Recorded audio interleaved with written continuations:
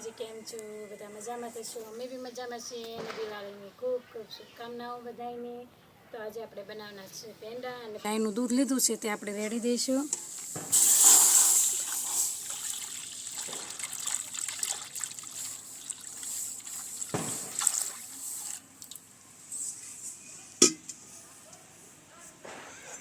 અને તેને આપણે થોડી વાર હલાવતા રહીશું અને આનો આપણે માવો બનાવી લઈશું.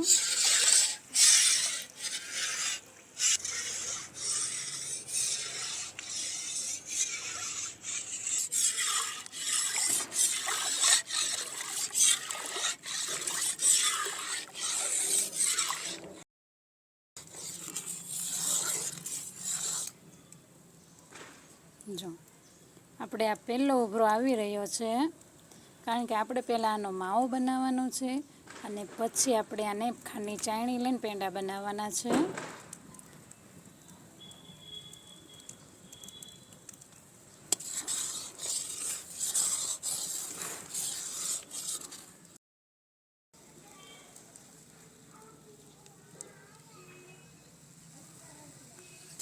ઘણું દૂધ ઘાટું થઈ ગયું છે, તમે જોઈ શકો છો. આ કોરે કોરે બધી મલાઈ જામવા લાગી છે.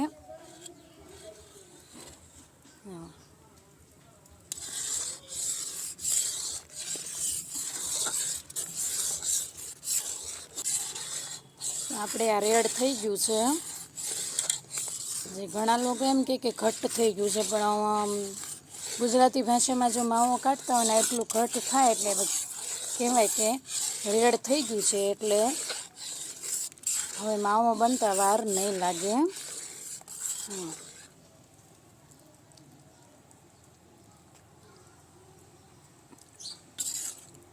હમણાં ઉપર તરસ આમ મલાઈ જામવા લાગશે. તર એટલે કે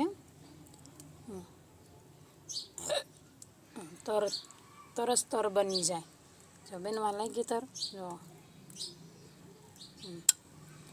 રેડ થાય ને રેડ એટલે તર બને તરત ઉપર. અને પછી આપણે આને સતત હલાવતા રહીએ તો વધારે સારું, નકર દાજો પડવા લાગે.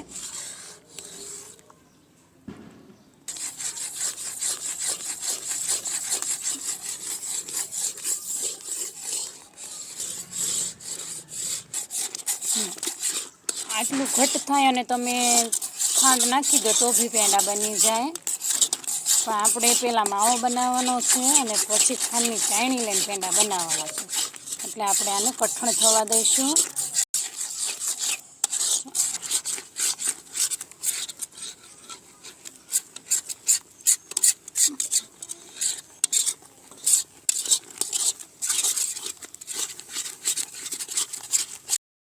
આપણે આ સરસ રીતે માવો થઈ ગયો છે.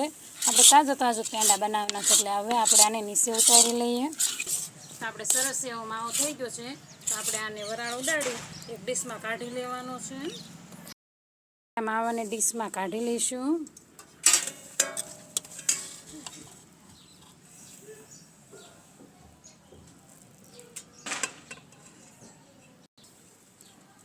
તો મેં અહીંયા બધો જ માવો કાઢી લીધો છે.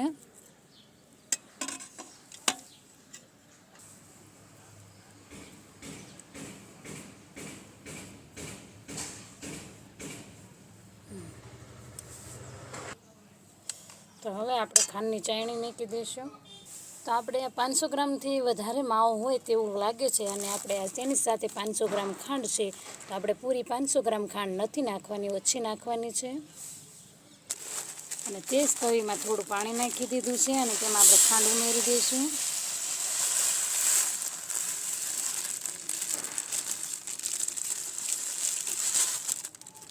થોડી ખાંડ મેં રાખી છે. તમે ઈચ્છો તો 500 ગ્રામ ખાંડ તમે નાખી શકો છો, પણ આપણે ઘરે ખાવા છે એટલે મોડા જ પેંડા બનાવશું. તો 500 ગ્રામમાં ઓછી ખાંડ નાખી છે મેં.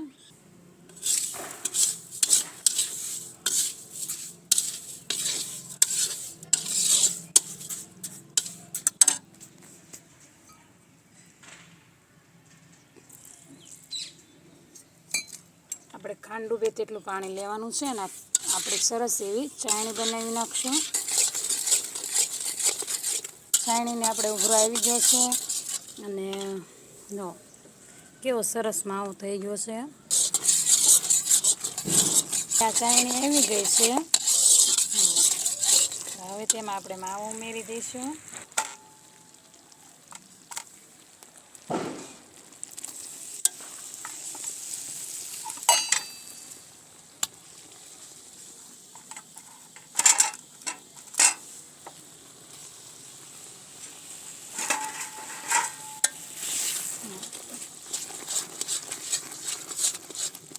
તમે આવી રીતના ખાંડની ચાયણી લઈને પેંડા બનાવો ને એટલે મસ્ત પેંડા થાય. થોડીક મહેનત થાય તમારે, પણ પેંડા મસ્ત થાય. લ્યો, જલ્દી ફટાફટ તાપ ધીમો રાખવાનો અને માવા અને ખાંડની ચાયણી બંને મિક્સ કરી લેવાની.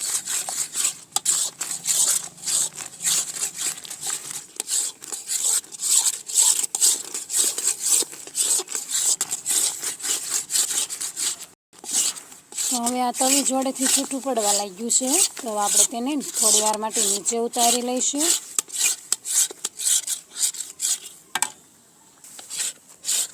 મેં નીચે ઉતારી લીધું છે. થોડી વાર માટે વરાળ ઉડાડી લઈએ.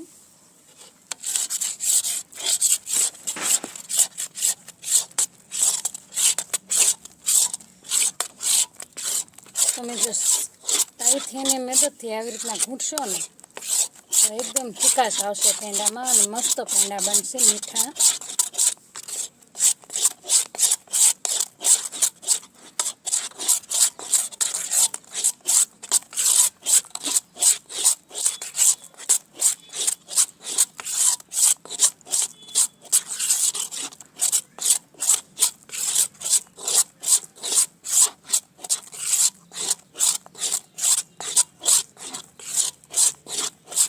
તાવીથી આમ ફેરવતું જવાનું અને તાવીથીના ખૂણેથી આમ થોડુંક લઈ અને આવી રીતના આમ ઘૂંટતું જવાનું.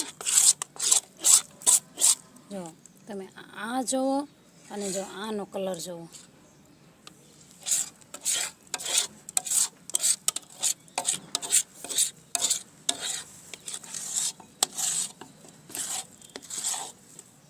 આપણે આને હજી થોડી વાર માટે ગરમ થવા રાખવું પડશે, કારણ કે ચીકણું છે. જો આમ ચોંટવું ન પડે હાથારે.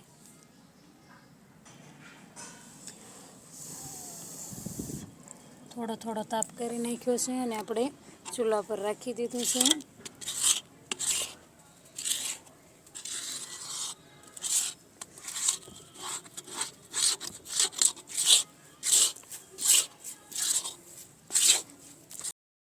તો મેં નીચે ઉતારી લીધું છે અને કલર પણ ચેન્જ થઈ ગયો છે.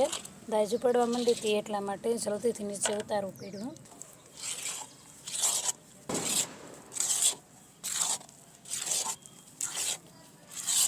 આપણે આને વરાળ ઉડાડી અને ઠારી દઈશું.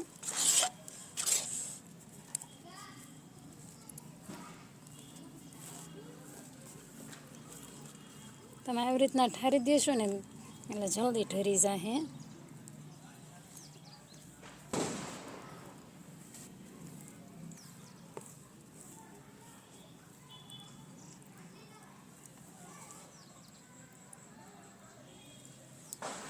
થોડી વાર માટે ઠરવા દઈશું. ફરીથી ઉખાડી લઈશું અને ફરીથી ઠારી દઈશું એવી રીતના.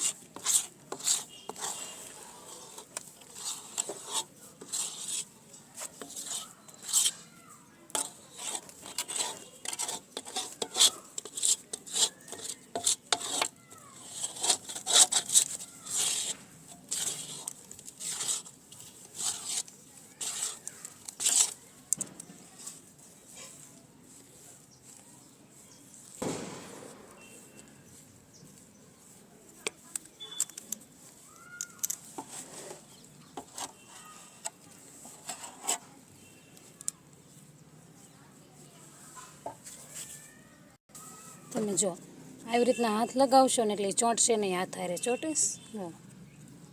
તો આપણે આ પરફેક્ટ માવો તૈયાર થઈ ગયો છે. તો તેમાં એલચી જાયફળનો ભૂકો છે તે ઉમેરી દઈશું અને સરસ રીતે મિક્સ કરી લઈશું. એલચી જાયફળ પણ મિક્સ થઈ ગયું છે. તો હવે આપણે આમાંથી ગોળીઓ બનાવવાની છે, પણ પહેલાં આપણે આને ડીશમાં કાઢી લઈશું.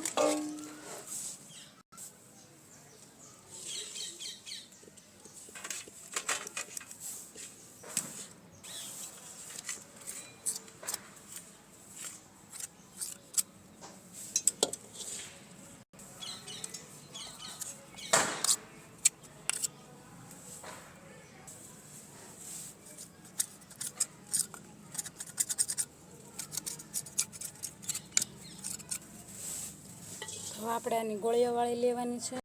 તમે ચૂંદડી પાથરી દીધી છે. આપણે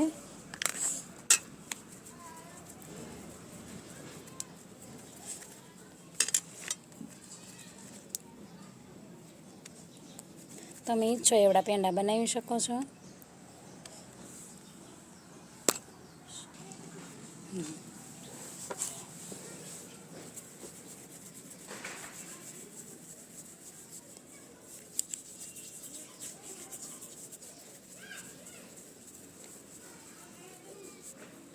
આવી જ રીતના આપણે બધા જ ગોળિયા વાળી લેવાના છે અને આવી રીતના આમ ગોઠવી દઈશું.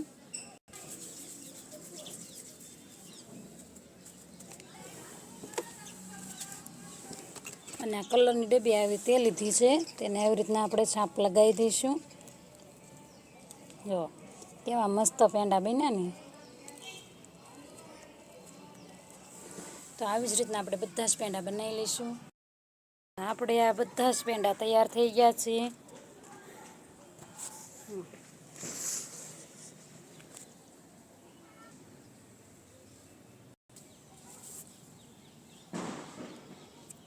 જો